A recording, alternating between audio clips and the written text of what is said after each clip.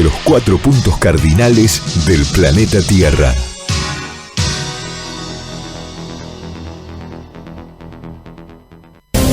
Otra vez un tenso cruce televisivo protagonizaron Juan Grabois y Ramiro Marra. El dirigente social y el legislador porteño se sacaron chispas en un programa de televisión en un durísimo intercambio por la denuncia de extorsión de organizaciones a beneficiarios de planes sociales. Lo cierto es que nosotros tenemos un plan de hacer 1 millón de lotes con servicio en tierras que algunas se comprarán. ¿Quiénes somos nosotros?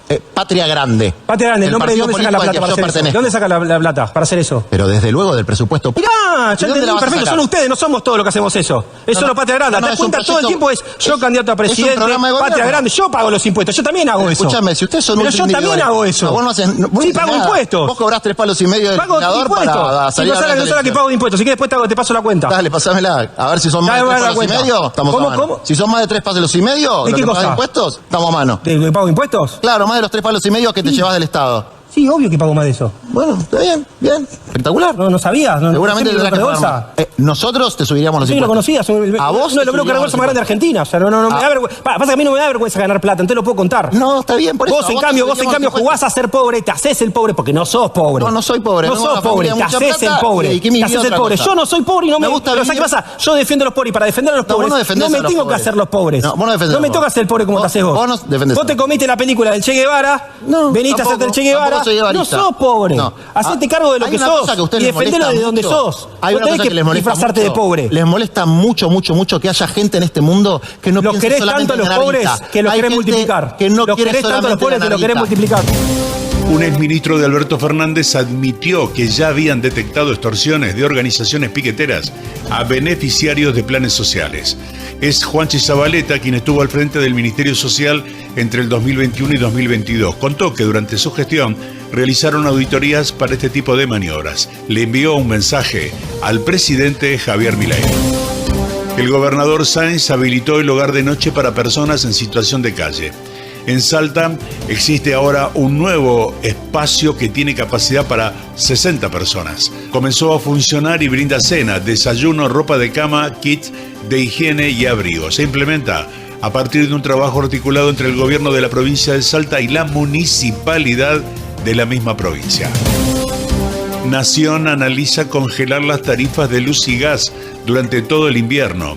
El objetivo es apuntalar la desaceleración de la inflación y evitar más impactos en el bolsillo de la gente. Todas las voces. En Onda Latina, paramos para comprar. Inicio espacio publicitario.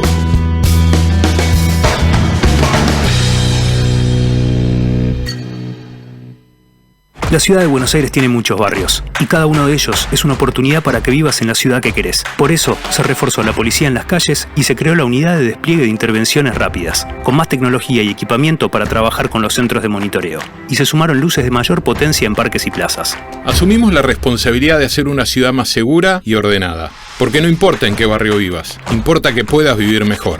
Conoce más sobre los operativos de seguridad en buenosaires.gov.ar/orden y seguridad. Buenos Aires Ciudad, vamos por más. AM1010, Onda Latina. Solo con escucharnos, ya sos parte de otoño 2024. WhatsApp 1141 99 53 46.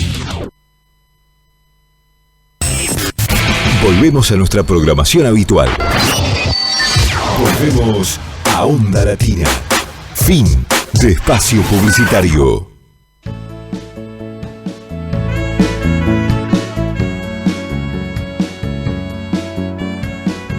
Crónicas barriales, arte y cultura en la ciudad, lugares y personajes emblemáticos de la bohemia ciudadana, sus escritores, artistas e intelectuales, el pasado y el presente en 60 minutos de radio, acá en la AM 1010 Onda Latina, los sábados de 15 a 16 horas.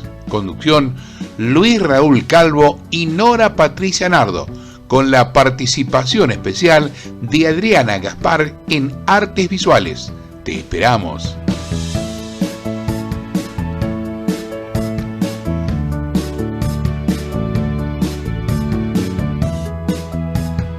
Acabamos de escuchar fragmentos de la versión instrumental de la canción La realidad del cine, Verité, de Luis Raúl Calvo, con arreglos musicales del maestro Oscar La Higuera.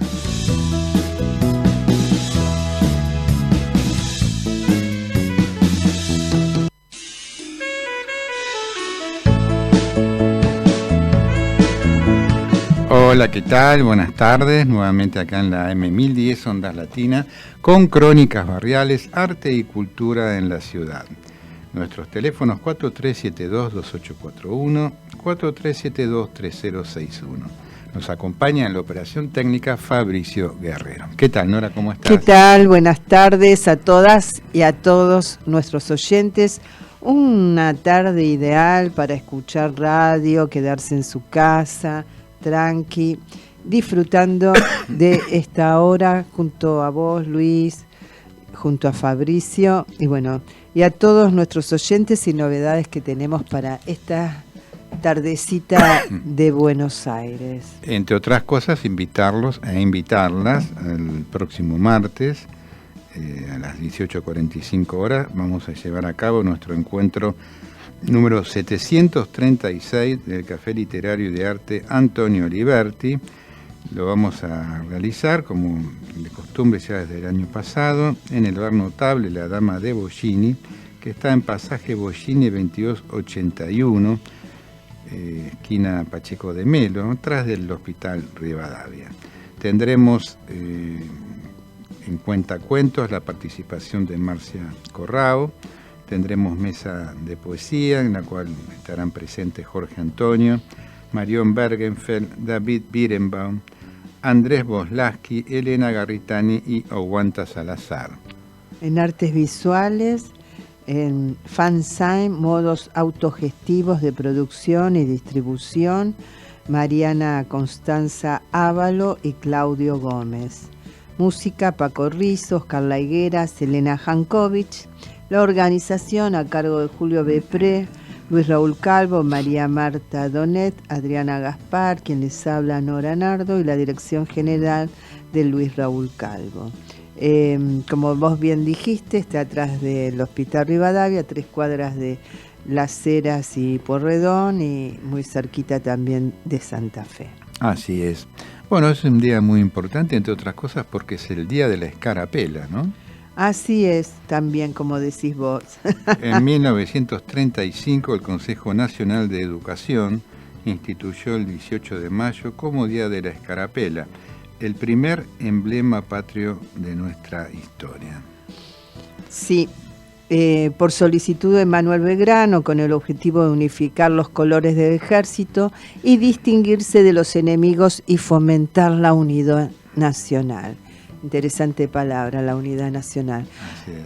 Se celebra entonces el 18 de mayo, que fue motorizado por el Consejo Nacional de Educación, el 13 de mayo de 1935, sobre una iniciativa de la directora de la entonces Escuela número 4 del Distrito Escolar Noveno, profesora Carmen Cabrera, y los profesores Benito A. Fabre y Antonio Ardizono, director y vicedirector respectivamente, de la escuela número 11 del mismo distrito. El Consejo Nacional de Educación autorizó la celebración de la fiesta, pero sin establecer razones, el 18 en lugar del 20.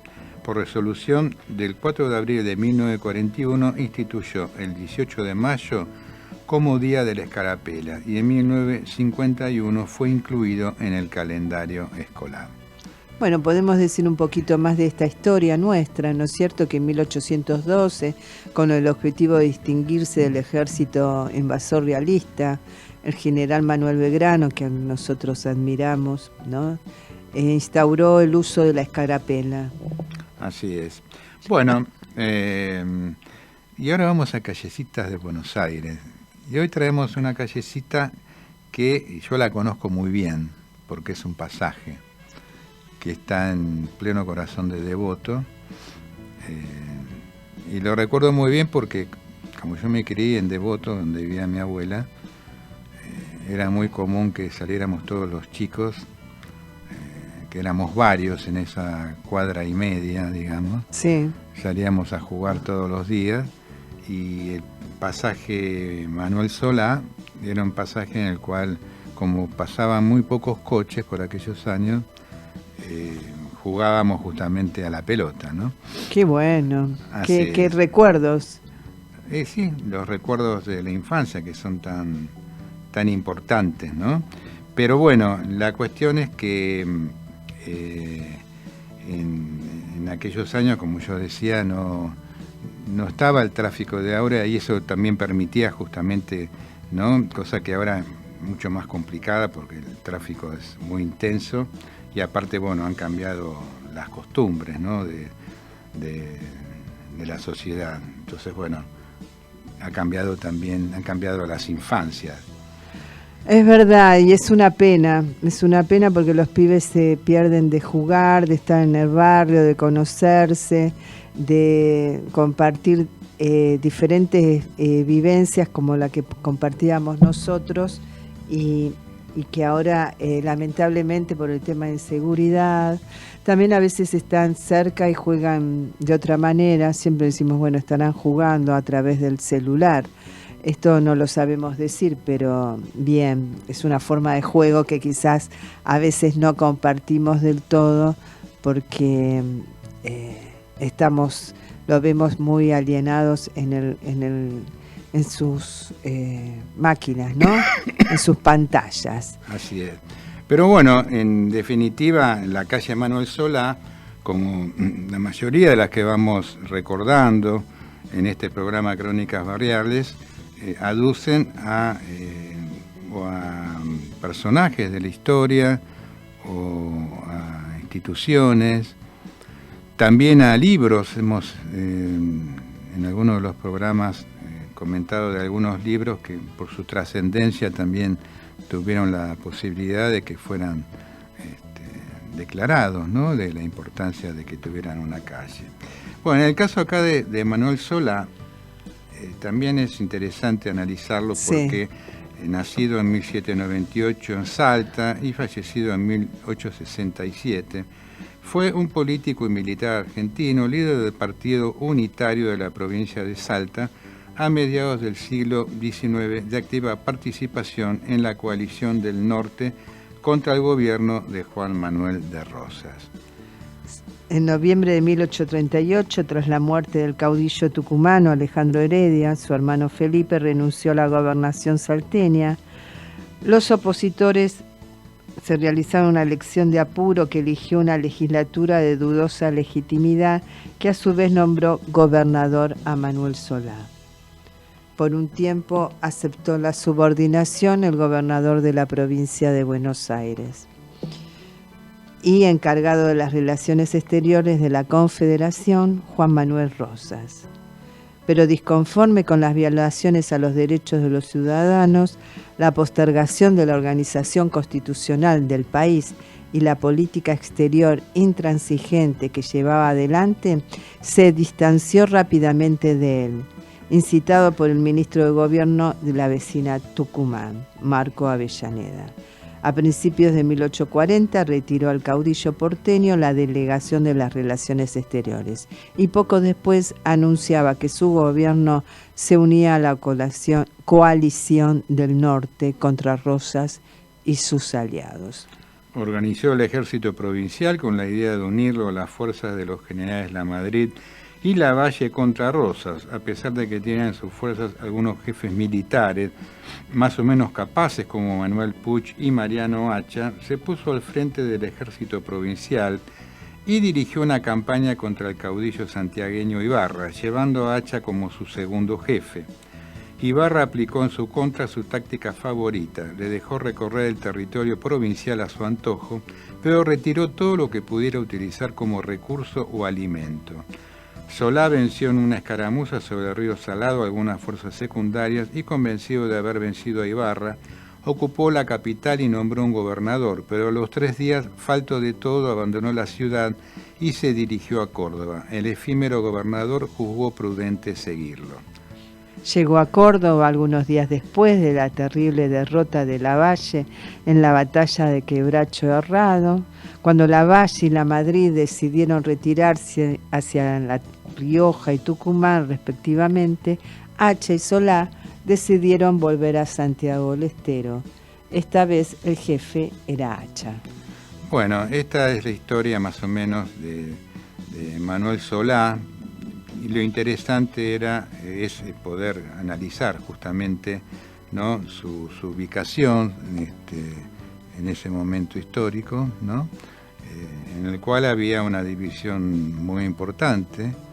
Claro, entre los unitarios y los federales. Digo, qué manera, ¿no? Porque esto pasó 200 años, menos de 200 años, y qué manera de las luchas, ¿no? Sangrientas, como que nunca cerramos este capítulo, me parece, de los enfrentamientos entre los argentinos. Pero bueno, digamos, es interesante conocer un poco esta historia y el porqué, ¿no? Los unitarios defendían una ideología liberal que estaba influenciada por el liberalismo británico de principios del siglo XIX. Era un grupo liderado por intelectuales, comerciantes y militares porteños y por algunos miembros de las élites de las provincias del interior del país. En el terreno político defendían la instauración de un gobierno central con amplios poderes que pudiera imponer su autoridad sobre las provincias. En el campo económico defendían la propiedad privada, el libre comercio y la llegada de inversiones extranjeras. Su impulsor fue Bernardino Rivadavia, que fue el primer presidente argentino entre 1826 y 1827. Otros líderes destacados fueron el general Juan Lavalle, el general José María Paz y el general Gregorio Araoz de la Madrid. Tomaban como modelo a Gran Bretaña y a la Francia napoleónica. Promovían el centralismo político, como decíamos, el liberalismo económico y rechazaban la autonomía de las provincias. Esto es también muy importante, ¿no? Sostenían que éstas debían someterse a la autoridad del gobierno nacional. Impulsaron la sanción de las constituciones de 1819 y 1826, que fueron rechazadas por las mayorías de las provincias. Utilizaban el azul celeste y el blanco como colores que identificaban a sus uniformes y banderas. Bueno, y ahora, ¿quiénes fueron los federales? ¿Quiénes fueron los federales? Los federales defendían una forma de organización política que asegurara la coexistencia entre provincias autónomas y un gobierno central con facultades limitadas. Tomaban como modelo el federalismo de los Estados Unidos de América. El impulsor de este grupo fue el caudillo oriental José Gervasio Artigas, quien en 1815 fundó la Liga Federal o de los Pueblos Libres, que se enfrentó al directorio porteño. Entre sus lugartenientes estaban los gobernadores de Entre Ríos, Francisco Ramírez Tupaliente, y de Santa Fe, Estanislao López. Luego de la derrota de Artigas... Francisco Pancho. Luego de la derrota de Artigas a manos de los portugueses, López y Ramírez encabezaron la lucha contra el centralismo porteño y derrocaron al directorio tras la batalla de Cepeda en 1810. Te podrás dar una idea dónde estoy ubicado yo. Sí. ¿No? A través totalmente, de Pancho, ¿no? A través de ¿Dónde tu puedo tío estar ubicado? Lejano. Muy bien. La posterior firma del Tratado de Pilar consagró la paz entre Santa Fe, Entre Ríos y Buenos Aires y el compromiso de adoptar la forma federal de gobierno. Pero en broma lo de Francisco Pancho Ramírez, pero me alegra que haya tomado esa postura, lo digo a título personal, ¿no? Bueno, los rasgos que caracterizaban a los federales eran los siguientes. Sus principales impulsores fueron Artigas, Manuel Dorrego, Juan Manuel de Rosa, Facundo Quiroga y Justo José de Urquiza. La mayoría de ellos defendían el establecimiento de una forma de gobierno republicana, representativa y federal. Otros, Rosas entre ellos, preferían el modelo de la Confederación de los Estados Unidos, que estuvo vigente entre 1781 y 1789. La Confederación era una forma de unión laxa entre estados autónomos en lo que no había ni autoridades ni leyes nacionales. Promovían un proteccionismo económico que limitara el ingreso de mercaderías extranjeras y que protegiera las producciones locales mediante la imposición de aranceles a las importaciones. Sus líderes eran caudillos locales, carismáticos, que tenían gran arraigo y prestigio entre los sectores populares rurales, integrados por peones de estancias, gauchos libres y libertos. Estos jefes federales defendían la idea de que cada provincia debía tener gobierno, leyes y estilo de vida propia. Salvo Rosas defendían la libre navegación de los ríos interiores por buques extranjeros. Impulsaron la firma del Tratado del Pilar, el Tratado del Cuadrilátero y el Pacto Federal, que junto con el Acuerdo de San Nicolás fueron los principales antecedentes de la Constitución Nacional sancionada en 1853. Las principales diferencias, los unitarios abogaban por un gobierno centralizado con amplios poderes, los federales una convivencia entre un gobierno central con facultades limitadas y provincias autónomas. Por otro lado, los unitarios abogaban por un liberalismo económico, los federales por el proteccionismo. Los unitarios tomaban los impuestos recaudados por el gobierno central y los federales los impuestos recaudados por el gobierno central y los gobiernos de la provincia. Como dijimos anteriormente, los unitarios tomaban como modelo a Gran Bretaña y la Francia napoleónica, y los federales tomaban como modelo el federalismo de los Estados Unidos de América. Bueno, me parece interesante este pasaje por la historia, recordar un poquito, porque a veces uno lo ha estudiado, pero se olvida, y también hay muchas películas alusivas, históricas nuestras, que podemos tomar, o también por el canal Encuentro hacen referencia a ver la historia desde otro lugar. Así que buenísimo esta callecita de Buenos Aires. Así es. Y ahora vamos a Letras Ciudadanas. ¿Nos vamos a un tema musical? Primero vamos a Letras Ciudadanas para ingresar a la música. Porque las Letras Ciudadanas hacen referencia en este caso a José Razzano, muy vinculado a Gardel y a músicos, ¿no? de aquella época, nacido en 1887, un 25 de febrero en Buenos Aires, y un 30 de abril de 1960. Ahí falleció. Él nació en Montevideo, Uruguay. Claro, falleció en Buenos Aires. Así es. Dice el cronista, en general los que escriben sobre el género han sido mezquinos o humillos con la verdadera valoración de esta figura de la música popular. José Francisco Razzano, como decíamos, nació en Montevideo, sí, capital de la República Oriental del Uruguay, a pocos pasos de la Plaza Independencia, en una casa de la calle Policía Vieja número 14, el 25 de febrero de 1887. 2 años apenas tenía cuando, ante la desaparición de su padre, su madre se traslada a Buenos Aires, barrio de Valvanera, en aquel entonces Arrabal, hoy integrado a la zona céntrica. Cantorcito aficionado, una nota gráfica del libro Vida de Carlos Gardel, contada por José Razzano, lo ubica en la Compañía Dramática Nacional, encabezada por Adriana Cornaro en 1903 como cantor criollo.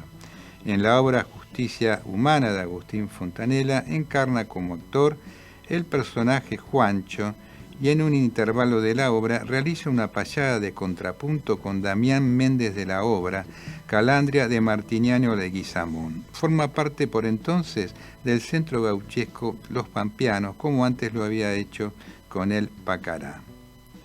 Su fama de buen cantor motiva su primer contrato para grabar discos en la empresa Víctor entre 1911 y 1912. Son 10 temas criollos.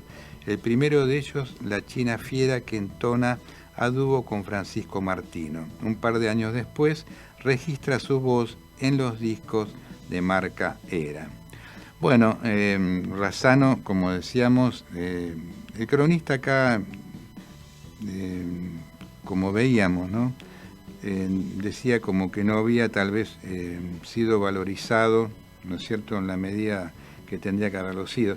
En realidad, como hemos visto en varios de los personajes que estamos compartiendo con nuestros oyentes, ha pasado con varios, ¿no? Y sí, se lo valora después de fallecido en general. Sí, o no, directamente no, claro, caen en el olvido. A veces quedan en el olvido, ¿no? Pero bueno, vamos justamente, vos querías una canción, y vamos a escucharlo justamente a Alberto Marino en este emblemático tema que se llama Café de los Angelitos, con letra y música de José Razzano y la orquesta de Aníbal Troilo. Adelante, por favor, Fabricio.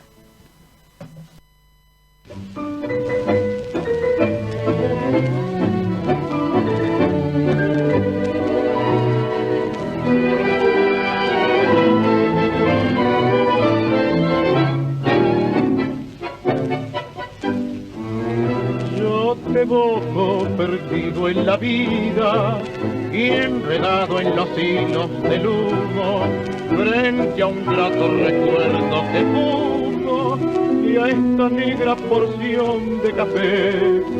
Rivadavia y Rincón, vieja esquina de la antigua amistad que regresa, coqueteando su grita en la mesa que está meditando en sus noches de ayer. Café de los Angelitos, bar de Gavino y Cazón.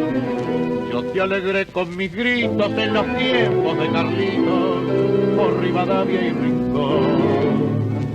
Tras de que sueños volaron, en qué estrellas andarán las voces que ayer llegaron y pasaron y callaron. ¿Dónde están? Porque nadie volverá cuando llueven las noches su frío. Vuelvo al mismo lugar del pasado y de nuevo se sienta a mi lado, vecino y temblando su voz. La la la la la la la la la la.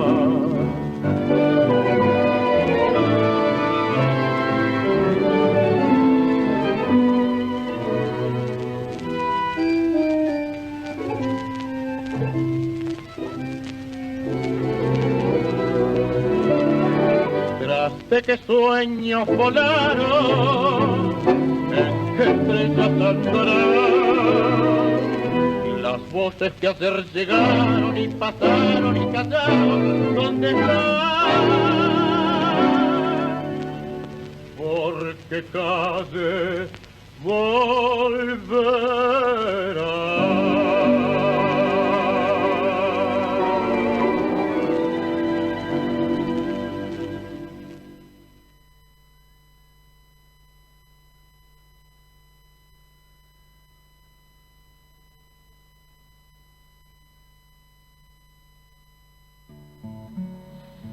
Artes visuales, vanguardias y colectivos artísticos. Buenas tardes a toda la audiencia de nuestro programa y hoy les voy a hablar de una escultora argentina, Alicia Penalba, quien nació en agosto de 1913 en San Pedro y fallece en 1982 en París. Fue una escultora argentina de gran trayectoria. Podemos decir que sus obras se enmarcan en un movimiento, en una estética de arte abstracto. Por supuesto estamos hablando de un arte no figurativo y en algún punto protagonizan esta renovación del lenguaje escultórico a partir de mediados del siglo XX. Alicia Penalba ha nacido, como dije antes, en San Pedro y si bien pasó parte de su infancia en Chile, vivió en París una parte de su vida. Sin embargo, sus trabajos muestran la influencia profunda de los paisajes de su niñez. También por periodos más cortos vivió en otras ciudades o en otros países como Italia. Realmente es una artista en la que en su obra se ha traslucido, se ha habitado esos lugares de la infancia, ¿no? Ella desde pequeña ha mostrado siempre esa vocación por las artes visuales, especialmente por la pintura y el dibujo. Y ya de muy jovencita comenzó sus estudios en la Escuela Superior de Bellas Artes de la Nación Ernesto de la Cárcova. En 1948 tuvo la posibilidad de viajar a Francia con una beca para estudiar técnicas de litografía en París. Allí estudió y realizó taller con un escultor muy reconocido por aquellos años, y mediados de siglo, allá por 1950, realizaba estudios en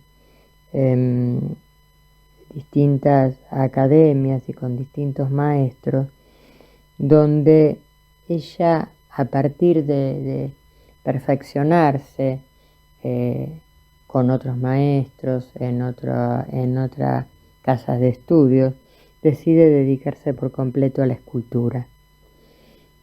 Ella crea su primera obra neofigurativa a principios de las décadas del 50,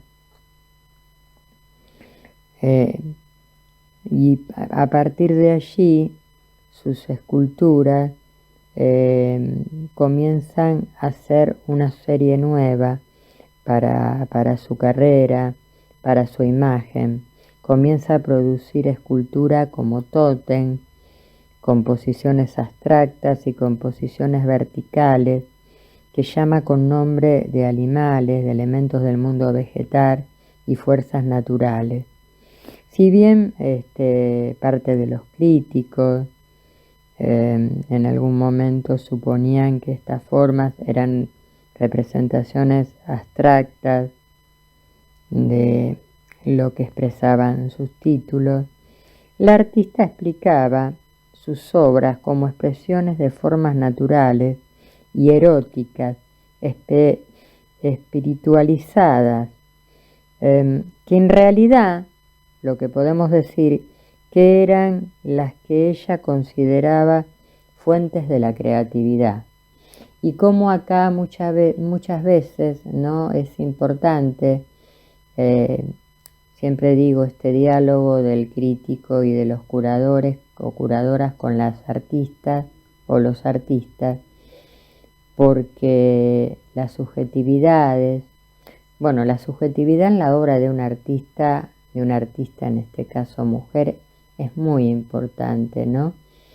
Pero también a veces el subtitulado, ¿no? El enunciado de estas obras hacen que muchas veces esto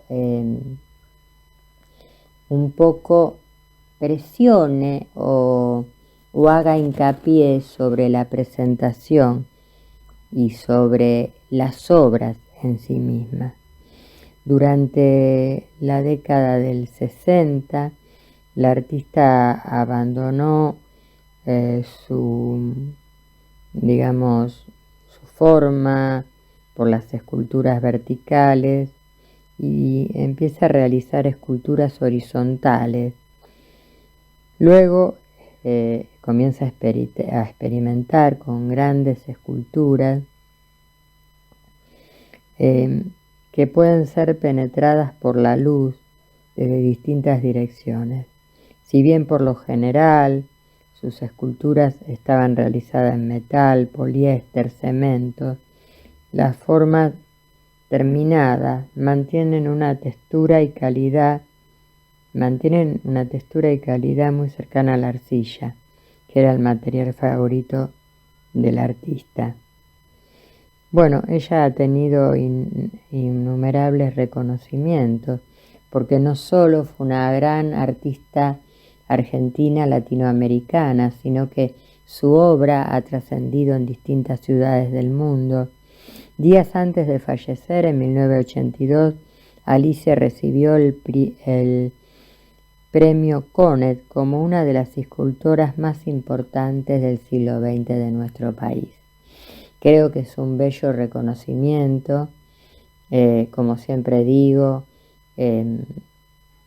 este fue un bello reconocimiento que el artista tuvo antes de fallecer, pero siempre hay una deuda, ¿no?, con las artistas latinoamericanas, en general con las artistas del mundo, pero sobre todo con las latinoamericanas, una deuda, digo, en ese archivo de la historia del arte, donde tenemos tantas artistas destacadas, con tanto valor estético, con tanto que han hecho por su profesión, con su profesionalismo en cada disciplina que han abordado en los diferentes géneros, que todavía tenemos que seguir hablando mucho de todas las artistas mujeres, de las distintas disciplinas, porque a partir de allí armaremos un gran archivo de todas estas mujeres que trascendieron en el mundo del arte a través de los siglos. Bueno, con esto me despido. Hasta la próxima semana.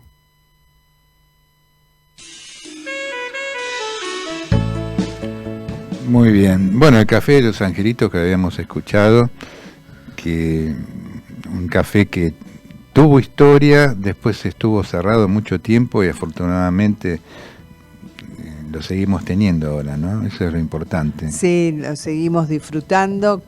La verdad que es un lugar muy lindo de encuentro entre amigos.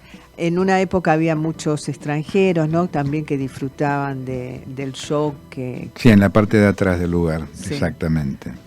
Bueno, tenemos una invitación el domingo 26 de mayo a las 16 horas en Granada, 1660 Cava.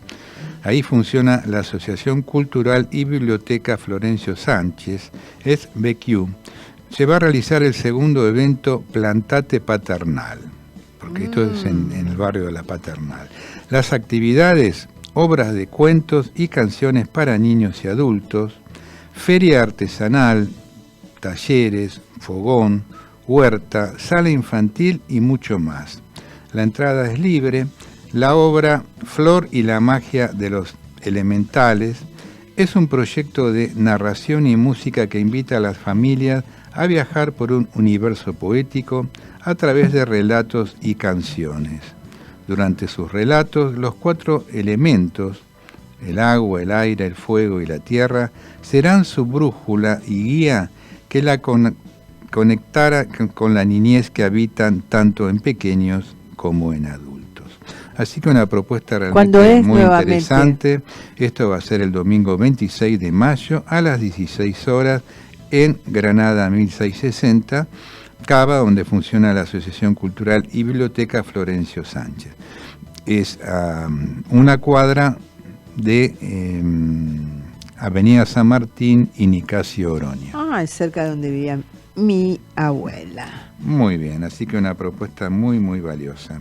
10 años pasan, nos dice la letra de José Razzano y la música también de él. Gira su ganzúa la garúa de abril, borra las esquinas la neblina sutil, muelen tangos lerdos los recuerdos que van cruzando la vida con tímido afán.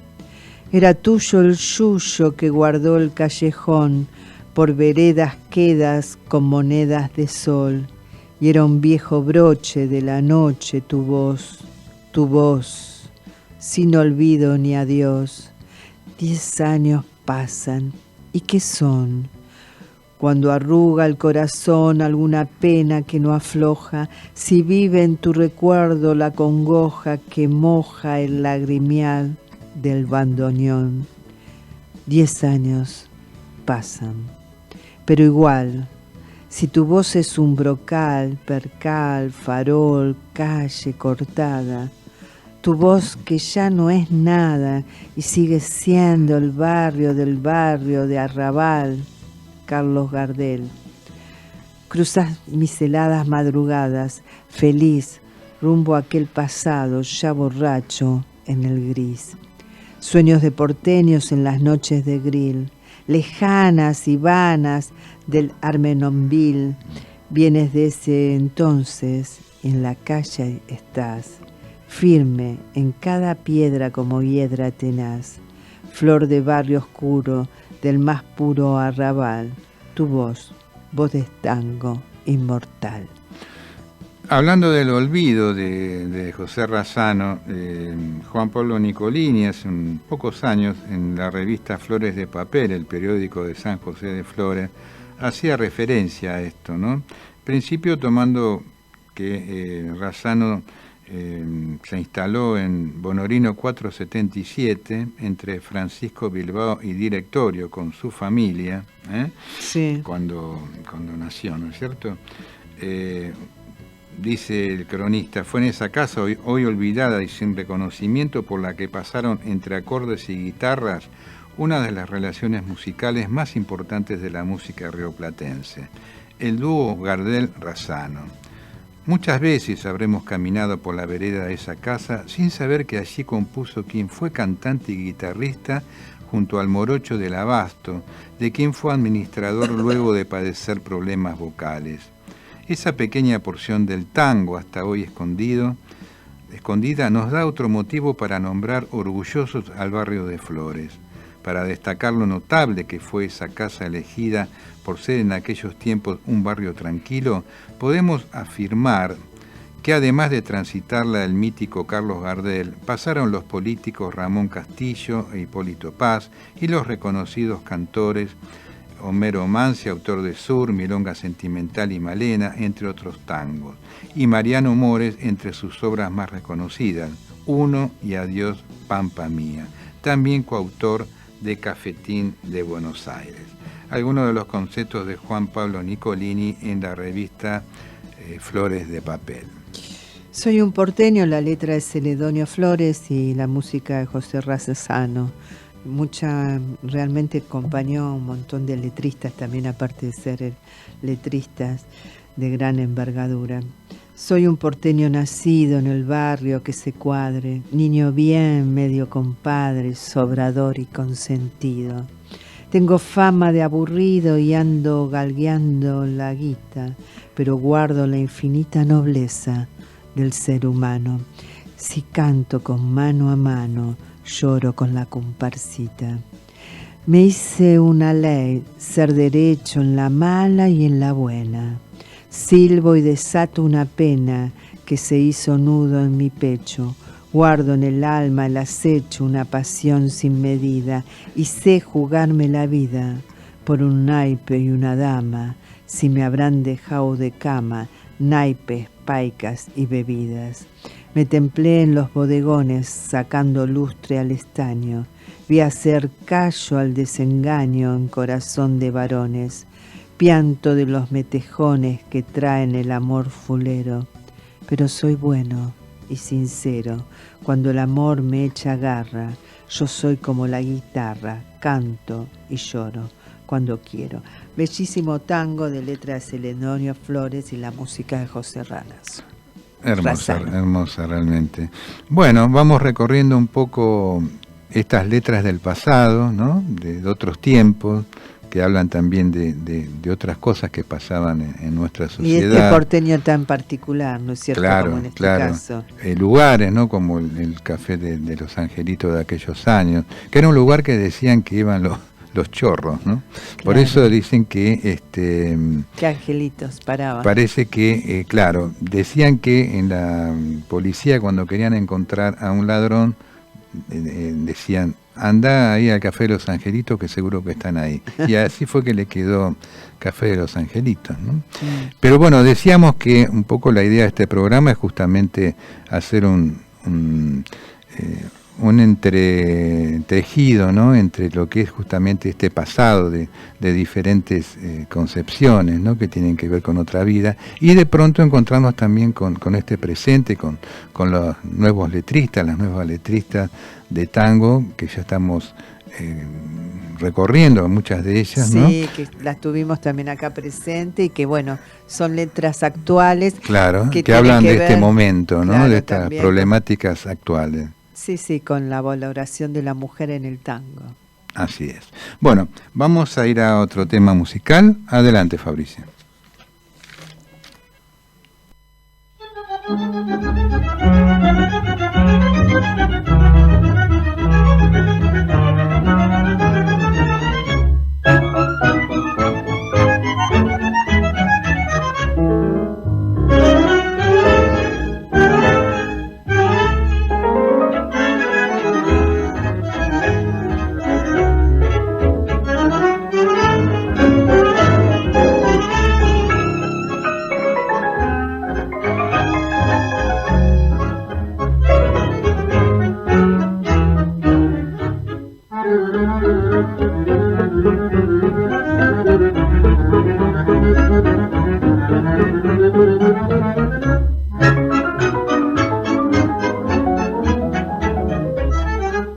Soy un porteño nacido en el barrio que se cuadre, niño bien medio compadre, sobrador y consentido.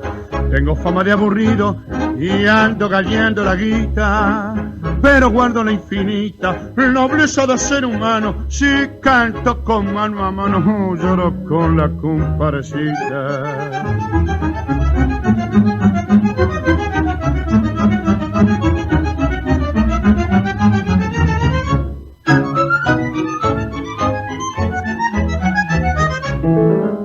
Dice una ley ser derecho en la mala y en la buena. Sirvo y decepto la pena que se hizo nudo en mi pecho. Guardo en el alma en acecho una pasión sin medida. Hice jugarme la vida por un naipe y una dama. Si me habrán dejado de cama, naipe, paicas y bebidas.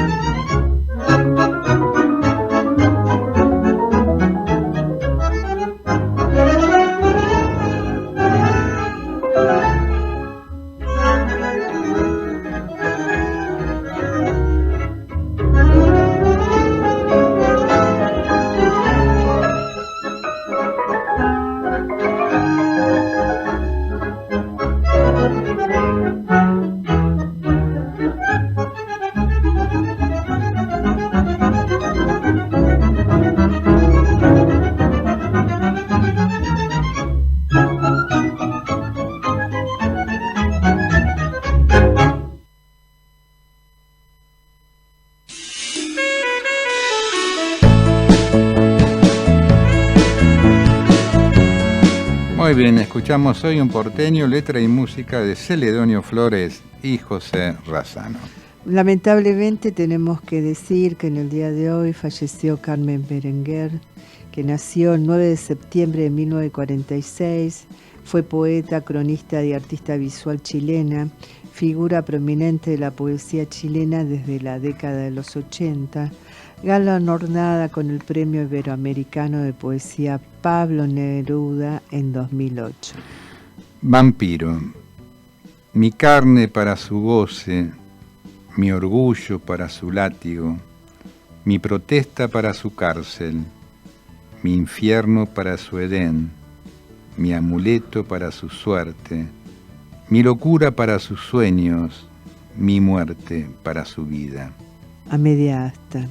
El ojo vigila y comparte el conjuro de las seminales trompas esculpidas en la frontera. La difama contra el diáfano suspiro el monte la monta, montándola la flamea, a media asta percal. Loba. ¿De dónde esta mueca, esta boca, este rostro, esta máscara, este abrigo? ¿De dónde esta locura de acompañarte por las noches, con este negro y este rojo, esta bufanda que es una bufanada y esta vitrina que devuelve esta pirueta, esta artesanal pinta hecha a la medida y esta lengua de loba despistada que te lame?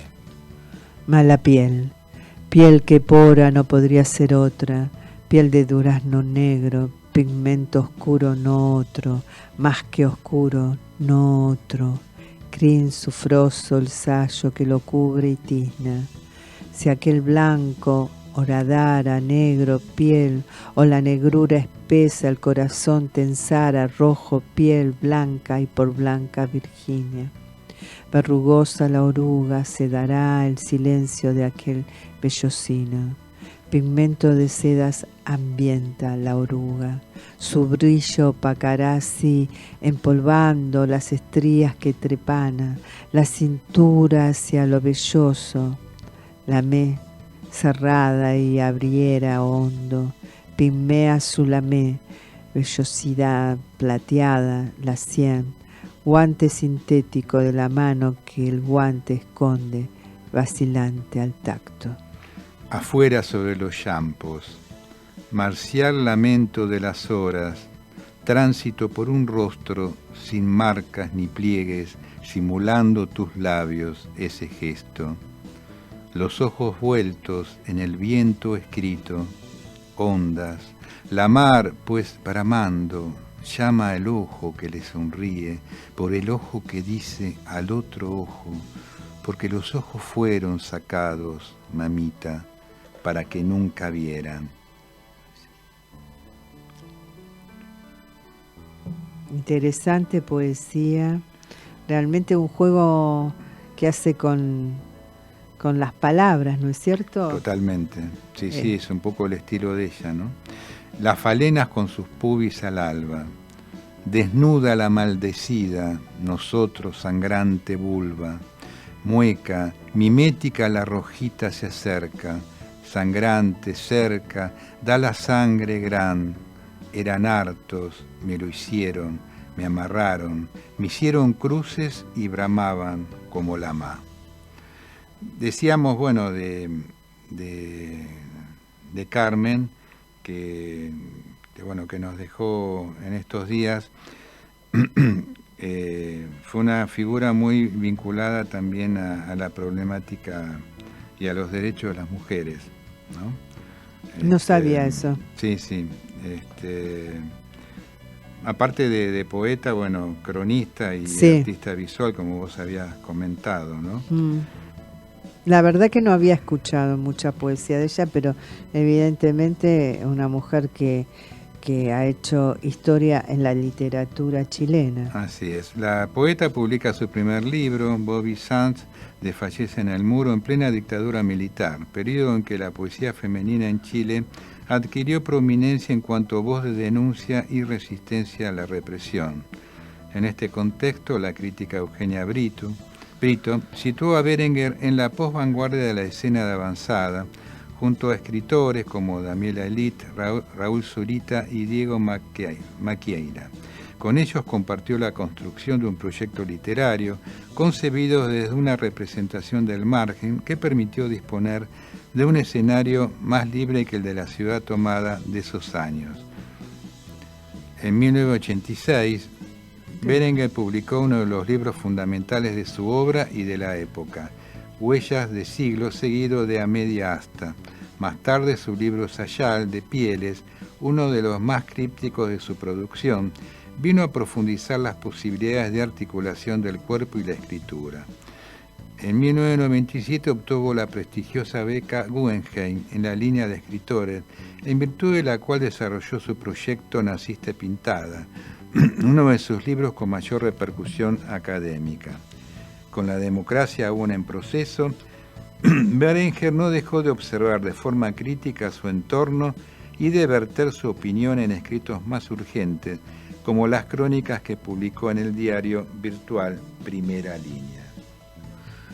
La autora conjugó permanentemente su producción literaria con la edición de publicaciones periódicas como Hoja por Ojo y Al Margen, este último sobre poesía, teoría, crítica y artes visuales, y con la participación en importantes encuentros literarios como lo fue el Congreso Internacional de Literatura Femenina Latinoamericana, celebrada en 1987, del cual fue organizadora, o la Feria Internacional del Libro de Guadalajara en 2012.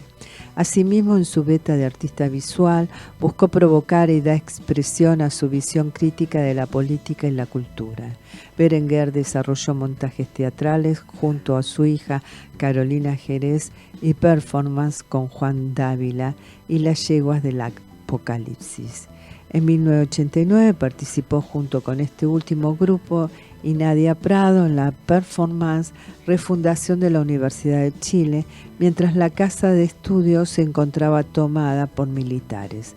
Algunos de los registros audiovisuales de su trabajo son la performance Mi Lucha, la obra de teatro Putas o Empleadas y el montaje multimedia Delito y Traición, que recorre la historia de las reivindicaciones femeninas en Chile. En el año 2006 publicó el poemario Mamá Marx, que volvió sobre los derroteros de la urbe, y 2 años después La Casa de la Poesía. Ese mismo año, 2008, recibió el Premio Iberoamericano de Poesía Pablo Neruda, distinción que por primera vez recayó en un escritor chileno. Su poesía ha sido objeto de varias recopilaciones y antologías, así como de estudios críticos y diálogos creativos, como los que los poetas de generaciones posteriores, tales como Héctor Hernández, Paula y La Vaca y Gladys González, entablaron con su estética. Bueno, como podemos ver, ¿no? Una poeta que vivió y fue construyendo su poesía en tiempos realmente muy difíciles, ¿no? Sí, como tantos nuestros, ¿no? Que también están en la lista de desaparecidos, pero una mujer comprometida con su contexto histórico, con su realidad y con la realidad latinoamericana. Así es. ¿Sabés que, no sé si puedo pasar a otro tema? Sí, adelante. Gracias. La Sinfonía Juvenil Nacional Libertador San Martín, esto lo digo porque me parece interesante para aquellos que nos están escuchando y hoy no saben qué hacer. Dirigida por el maestro Mario, hoy a la noche, ¿no? Bernstein, brindará un nuevo concierto. En esta oportunidad el elenco nacional se presentará bajo la conducción de 3 directores invitados: Agustín Montali, Lourdes Abekis y Eris Luján Berman, equipos de directores del elenco nacional, y el bandoneonista Lautaro Greco como solista invitado. El concierto comenzará con la abertura Oberón, creada por Carl Maria von Weber 2 meses antes de su fallecimiento en el año 1826. La obra fue estrenada en el Covent Garden de Londres, con el propio compositor en la batuta, recibiendo el halago de los espectadores, pero también el ataque de los críticos por compararla con su obra más reconocida, El Cazador Furtivo. El tiempo ha puesto a esta obra en el lugar que verdaderamente merece en el acervo musical universal. ¿Viste? Esto pasa en todos los ámbitos de la vida, pero el tiempo logra ponerlo en su lugar. Seguidamente, después de esto, se ejecutará la obra Adiós Nonino de Astor Piazzolla, un tango compuesto por el homenaje a Vicente, su padre, al enterarse de su muerte en 1959, mientras se encontraba de gira en Puerto Rico. Y en el cierre se podrá escuchar la Sinfonía número 7 de Beethoven, obra estrenada en la juventud del compositor a finales del siglo XVIII y estrenada entre el año 1811 y 1812, considerada por el propio Richard Wagner la apoteosis de la danza por su estructura rítmica. Entonces hoy a las 20 horas en el Auditorio Nacional de CCK, Sarmiento 151, Ciudad de Buenos Aires. La actividad es gratuita y requiere entradas.